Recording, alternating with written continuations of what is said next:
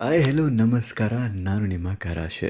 ನೀವು ನೋಡ್ತಾ ಇದ್ದೀರಾ ಕರಾಶೆ ಕನ್ನಡ ಯೂಟ್ಯೂಬ್ ಚಾನಲ್. ನೋಡಿ, ಮೈಸೂರು ಅಂದ ತಕ್ಷಣ ನೆನಪಾಗೋದೇ ದಸರಾ.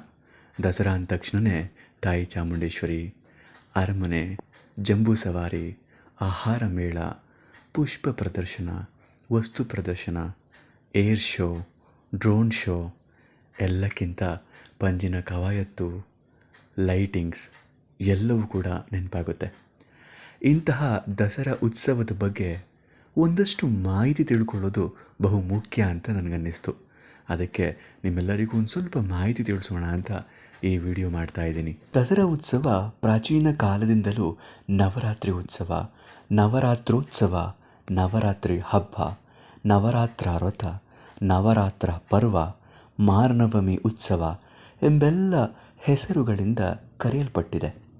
ಇದು ಹೆಸರೇ ಹೇಳುವಂತೆ 9 ರಾತ್ರಿಗಳ ಹಬ್ಬ.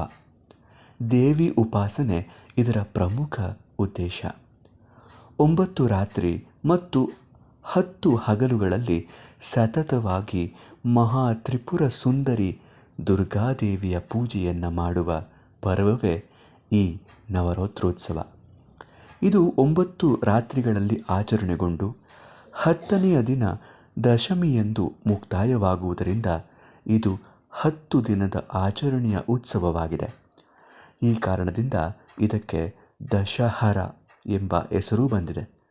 ಇಲ್ಲಿನ ದಶ ಎಂದರೆ 10 ಎಂದು, ಅಹರ್ ಎಂದರೆ ದಿನ ಎಂಬ ಅರ್ಥದ ದಶಹರ ಅನಂತರದಲ್ಲಿ ದಸರಾವಾಗಿ ಮಾರ್ಪಟ್ಟಿದೆ. ನವರಾತ್ರಿಯ ಧಾರ್ಮಿಕ ಕಲಾಪಗಳು, ಪೂಜಾ ವಿಧಿಗಳು ವಿಜಯದಶಮಿಯ ಆಚರಣೆಯೊಂದಿಗೆ ಕೊನೆಗೊಳ್ಳುತ್ತದೆ. ಹೀಗೆ ನವರಾತ್ರಿ ಉತ್ಸವದ ಅಂಗವಾಗಿ ದಶಹರ ಕೂಡಿಕೊಂಡಿದೆ. ದಸರಾ ಮೂಲತಃ 10ನೆಯ ದಿನ ಎಂಬುದನ್ನು ಮಾತ್ರ ಸೂಚಿಸುತ್ತಿತ್ತು.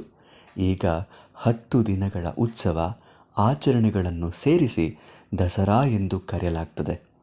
ಈ ಉತ್ಸವದ ಆಚರಣೆಗೆ ಸಾವಿರಾರು ವರ್ಷಗಳ ಇತಿಹಾಸವಿದೆ ಎಂಬುದನ್ನು ನಾವು ಗಮನಿಸಬಹುದಾಗಿದೆ.